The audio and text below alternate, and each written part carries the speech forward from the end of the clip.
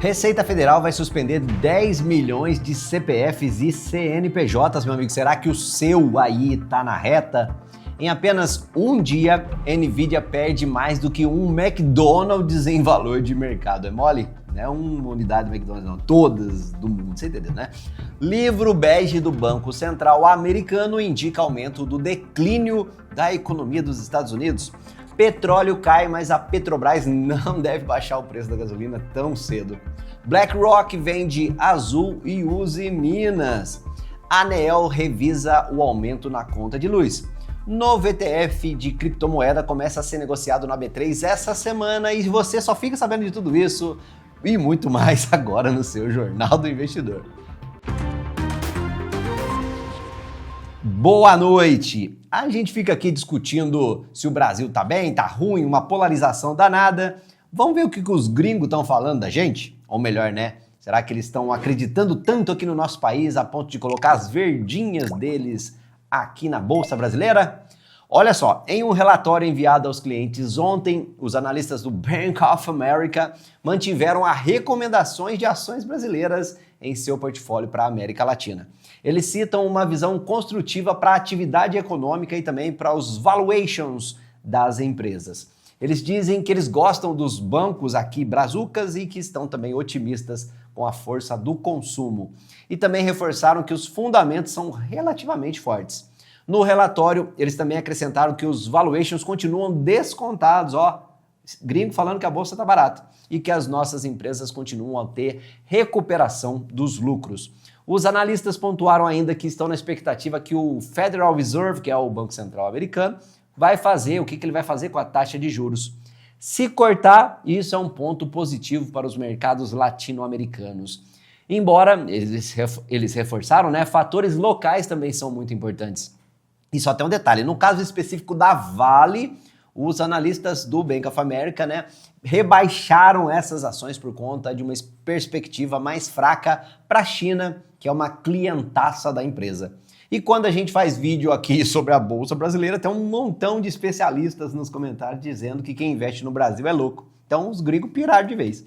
A Nvidia essa semana teve o pior dia da história do mercado de ações. Na terça-feira, a gigante dos chips de inteligência artificial perdeu 279 bilhões de mercado, em valor de mercado, quebrando o recorde da Meta, o recorde infame da Meta, que em 2022 havia perdido 240 bi em apenas one day. Essa perda aí é um trem tão absurdo, mas tão absurdo que, só para você ter uma base, só tem 27 empresas em todo o planeta Terra que tem o valor de mercado dessa perda de um dia da Nvidia. Em um dia eles perderam mais do que todo o McDonald's, né? Ou uma Chevron, ou uma Pepsi. Tá entendendo o tamanho do pepino?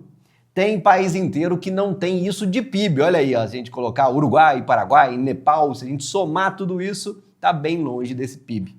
E essa perda aí se deu após uma queda de 9,5% no valor das ações. Em 5 dias, a desvalorização já acumula 11%. Logo ela, né, a empresa que a cotação deu uma esticada em 12 meses que duplicou o valor. Mas o declinou, português, começou em 18 de junho, quando a empresa atingiu um valor de mercado de 3,3 trilhões de dólares, nada mais, nada menos do que o maior valor para uma empresa listada na bolsa em todo o planeta Terra na época. Hoje, a situação está diferente. Apple e Microsoft lideram com mais de 3 trilhões de capitalização cada. E acima delas, né, meu amigo, na lista de ativos mais valiosos do mundo, somente o ouro com 17 trilhões de doletas. Olha aí a lista dos top 10 ativos do mundo com maior valor de mercado. Enquanto a economia dos Estados Unidos dá alguns sinais de estresse, os investidores se perguntam quanto realmente valem as ações da Nvidia e também outras ações de IA. O que deve acontecer daqui para frente é que as empresas vão pensar melhor antes de ficar jogando dinheiro infinito nisso, né? Já que a tecnologia é bastante promissora, mas é bem cara, pelo menos por enquanto.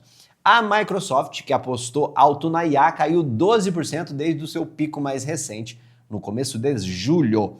Já a TSMC, que é a maior rival da Nvidia na fabricação de chips de IA, caiu 18% desde meados de julho.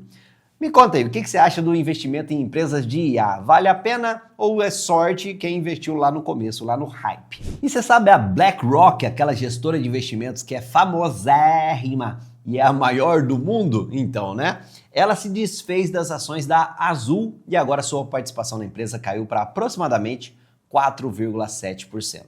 Coincidência ou não, os papéis da Azul estão no vermelho, acumulando desvalorização de 64% em 12 meses. As quedas mais recentes ocorreram por conta de rumores de que a empresa aérea estaria tentando captar mais recursos. Além disso, circulam aí na rodinha notícias de que a Azul estaria considerando até mesmo um pedido de proteção contra credores para lidar com suas dívidas. E ela nega, né, a empresa. Eu tô repetindo tudo isso aqui, a gente já falou em outra edição, mas eu sei que você perdeu porque você não é inscrito.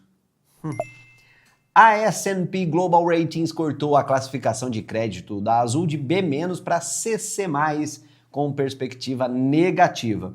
E hoje as ações da empresa caíram ainda mais. Elas fecharam nesse valor que você está vendo agora aí na tela, mas por volta das 2 da tarde a queda estava em 2,6%. Na noite de ontem, a companhia prestou esclarecimentos à CVM sobre notícias envolvendo uma eventual recuperação judicial. Eles disseram que tais notícias reproduzem dados extraídos de informações que já foram divulgadas publicamente ao mercado. E a BlackRock parece que está dando uma organizada ali no guarda-roupa, sabe? Porque eles também venderam ações da Uzi Minas e agora sua participação diminuiu para 4,8% na empresa. E agora a gestora passa a deter 26,7 milhões de ações preferenciais e 1,5 milhão das ordinárias. Em 2024, os ZIN3 e os ZIN5 já desvalorizaram mais de 32%. O principal motivo são os resultados ruins do segundo trimestre. No período, a empresa registrou um prejuízo líquido de 100 milhões de reais. A Uzi Minas justificou essa parada aí com a piora do resultado operacional e também o impacto de desvalorização do real na dívida da empresa. Você está relembrando que é piora, rapaz? O segundo ETF da criptomoeda Solana começa a ser negociado esta semana. Olha que rima magnífica. Identificado pelo ticker SOLH, SOLH11, o mais novo ETF da Bolsa Brasileira está sendo lançado pela Hashdex, que é uma gestora global de criptoativos em parceria com o BTG Pactual e a Nasdaq. A partir de amanhã você pode comprar cotas do SOLH11, que terão uma taxa de administração efetiva de 0,7% ao ano. Mas como uma exceção nesse mês de lançamento, a taxa vai ser de 0,1% até o final de setembro. Esse ETF aí vai acompanhar o índice NSOL, o Nasdaq Solana Reference Rate. A Hashdex é responsável por 6 dos 13 ETFs de cripto negociados na B3. O ETF de cripto mais negociado é o Hash11, também da Hashdex, que é composto por vários criptoativos como Bitcoin, Ethereum e a própria Solana. E falando na Solana, ela subiu pouca coisa nos últimos 12 meses. Chuta aí, Bruno, quanto subiu a Solana nos últimos 12 meses? Não, mas eu estou falando para você chutar. Muito mesmo. 570%. É coisa básica, coisa à toa, assim. Multiplicar por 5 o seu patrimônio, que tal, hein? Os ETFs são uma boa para você comprar cripto se você não quiser complicação, mas eu sei que o nosso público aqui tem muita gente que não abre mão de sacar as suas criptomoedas e guardar. Para você, eu lembro que você tem 20% de desconto em taxas para o resto da sua vida, que só a gente oferece aqui esse benefício aí, a gente que seta esse benefício para você. Mas para isso você tem que abrir a sua conta no nosso link do primeiro comentário, beleza? E de acordo com o livro bege do Fed, o Banco Central Americano, o declínio da economia americana aumentou em agosto. E se você não sabe o que é esse tal livro bege, que eu fiquei até bege aqui de trazer essa notícia para você. Lá ele. É um relatório da situação econômica dos States e é publicado 8 vezes por ano. A notícia não é muito boa, até porque o livro é bege. Mas o documento mostrou que os níveis de emprego ficaram estáveis, enquanto os preços aumentaram ligeiramente, cadiquinho, como fala aqui em Minas. Uma tendência que dá para a gente perceber é que os empregadores estão mais seletivos ali em suas contratações e menos inclinados a expandir as suas equipes por causa das preocupações com a demanda e as incertezas com relação à economia. E para os candidatos a vagas, a dificuldade para ser contratado vem aumentando com um tempo mais longo até ser efetivado. Uma curiosidade minha aqui, para você que está aí, se você fosse deixar o seu dinheiro aplicado por 10 anos, onde você apostaria? Na Bolsa Brasileira ou na Americana? Comenta aí que eu quero ver, ler e dar um coraçãozinho nas tretas. O petróleo caiu com a expectativa de que a OPEP, a Organização dos Países Exportadores de Petróleo, reconsidere o aumento da produção. Sim, porque cartel é crime absolutamente proibido, a não ser que você seja um produtor de petróleo. Agora, se você está se perguntando se isso significa que a gasolina vai ficar mais barata, meu amigo, isso é com certeza não. A presidente da Petrobras, a Magda Chambriard, disse ontem: não vamos fazer nada com isso, estamos confortáveis com o nível dos preços. E de acordo com a Maguinha, apesar da queda do preço dos petróleo, o preço dos combustíveis produzidos pela estatal estão abaixo do que era praticado há 20 meses atrás. Há 20 meses atrás é um pleonasmo, né? Mas enfim. A última vez que ela reduziu o preço da gasolina foi quase um ano atrás, né? Em outubro de 2023, quando houve uma redução de 12 centavos por litro repassado às distribuidoras. Inclusive, nos últimos 12 meses, a gasolina subiu 6,9% nos postos. Esse dado é de um levantamento do Panorama Veloy de Indicadores de Mobilidade em parceria com a FIPE, a Fundação de Institutos de Pesquisas Econômicas. Para encher o tanque aqui no Brasil, meu amigo, de 55 litros, em média, o brasileiro padrão gasta 6,3% da renda mensal. Essa fatia é comprometida para encher o tanque. E como essa proporção era de 5,9% no trimestre anterior, fica claro que houve uma piora no poder de compra. Para você ter uma base, a gente fez uma pesquisa aqui científica, para você ter uma base aí, quanto que o americano gasta? Ele gasta em média 1,6%, de 1,6% a 1,8% do salário para encher o tanque do Pois É. E de onde a gente tirou isso? Claro, do nosso avançado centro de pesquisas ChatGPT. De volta à Brasilândia, todos os 6 combustíveis pesquisados tiveram um aumento no preço nos últimos 12 meses, porque além da gasolina também teve a gasolina aditivada, o etanol, o diesel comum, diesel S10 e o GNV, que é o gás natural veicular.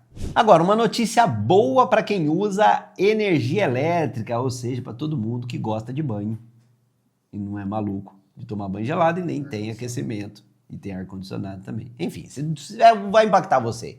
Sabe aquele aumento que iria acontecer na conta de luz? Então, né? Ele vai acontecer, mas você pode tranquilamente se desesperar com calma. Não vai aumentar tanto quanto tinha sido divulgado antes. A ANEEL, a Agência Nacional de Energia Elétrica, havia anunciado na semana passada que a tarifa de setembro teria a bandeira vermelha patamar 2, ou seja, a cada 100 kWh você pagaria um extra de R$ 7,87. Só que agora, não sei, as coisas no Brasil parece que uma canetada as coisas mudam. Não sei, teoria da conspiração ou não? Eles mudaram para a bandeira vermelha patamar 1 e com isso a cada 100 kWh consumidos em setembro, a taxa vai cair praticamente para metade, 4,46. Diz a ANEEL que essa mudança ocorreu após, não uma canetada, mas após uma correção de informações do Programa Mensal de Operação, que é a responsabilidade do Operador Nacional do Sistema. A propósito, se você não sabe que raios é esse negócio de Operador Nacional do Sistema, é uma entidade privada que coordena a operação das instalações de geração e transmissão de energia, tudo isso aos olhos da fiscalização da ANEEL.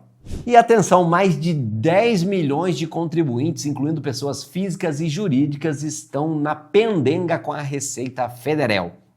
E eles podem ter os seus CPFs e CNPJs suspensos. Esses contribuintes incluem quem não apresentou a Declaração Anual Simplificada do Microempreendedor Individual, o MEI, e a tradicional e infame e enfadonha Declaração Anual de Ajuste do Imposto de Renda, além de outras burocracias e declarações enviadas por pessoas jurídicas.